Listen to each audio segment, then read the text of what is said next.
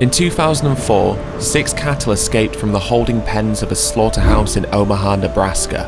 4 of the 6 cattle ran into the parking lot of the nearby St. Francis of Assisi Catholic Church, St. Francis being the patron saint of animals. Yet even this wasn't enough to spare these cattle from having their throats severed, as they were recaptured and transported back to be slaughtered. A 5th animal ran down a main road, before eventually being shot 6 times, at which point the cow tried to keep running, but collapsed and died. The 6th turned into an alleyway leading to another slaughterhouse. In the alleyway, the police cornered the animal for also shooting them multiple times with a shotgun, much to the distress of some of the workers from the slaughterhouse down the alleyway, who were in the middle of their break and watched the animal being killed. Afterwards, even though they killed animals for a living, these workers remarked on how angry and upset it made them that the cow had been so callously killed. And yet, even though this reaction may be hypocritical, this is the same reaction that we have too when an animal tries to escape. In fact, animals will regularly attempt to find freedom. They attempt to escape the fate that we have decided for them, the fate of being killed needlessly. They attempt to escape from us, but their efforts are almost in every case futile. And yet, why is it then that we root for these animals to escape, even though it is us they are trying to escape from? For example, in 2019, a cow named Daisy by people online escaped from a slaughterhouse in Carlisle. The cow ran into a nearby cul-de-sac, where the police proceeded to shoot Daisy and kill her.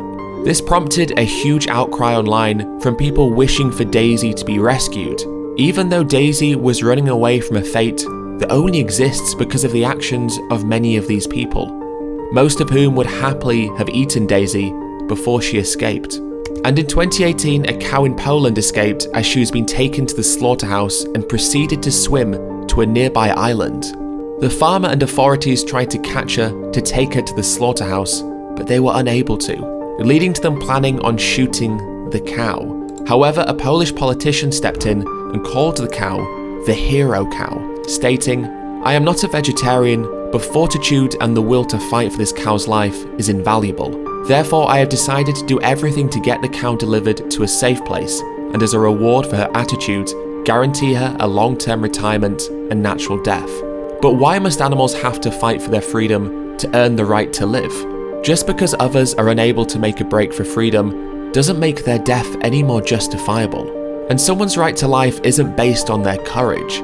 We don't view our own moral worth by that standard, nor do we hold other species of animals that we don't farm by that standard either.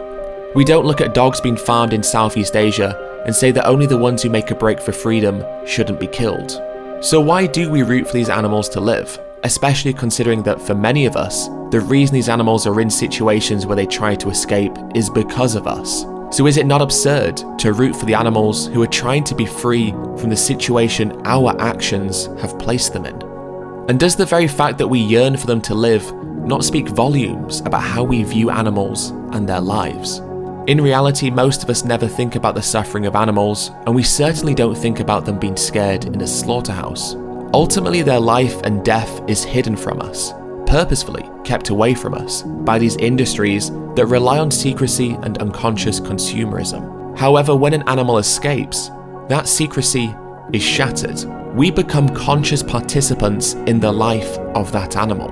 Their suffering is no longer hidden, and the reality of their fate is shown to us, the fate of death in a slaughterhouse. We see these animals run, try to hide, and even swim. We see their panic, their fear. We see their individuality, their personality, their desire to live. We view these animals as underdogs, heroes in a tale of overcoming adversity, and yet the adversity they are trying to overcome is us. They are not simply running away from the slaughterhouse or the police. They are running from us, the people who had decided their fate long before they were even born. It may be the slaughterer's knife or the police's bullets that physically kill the animal, but their death is on our hands. Thankfully, there are also stories of animals who escape and live out their lives in sanctuaries, such as Freddie the cow, who escaped a New York slaughterhouse in 2016 and now lives at Skylands Animal Sanctuary. Oh, I hope he escaped, that I hope he doesn't have to, He's not dinner yet.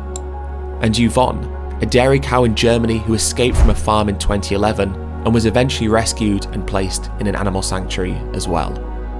But for every one of these animals whose escape and life of freedom in a sanctuary we cheer and root for, their mother, father, brother, sister and friends will all be killed. For every animal that escapes, there are tens of billions, hundreds of billions, whose suffering goes unignored, and whose life is taken from them needlessly because of us.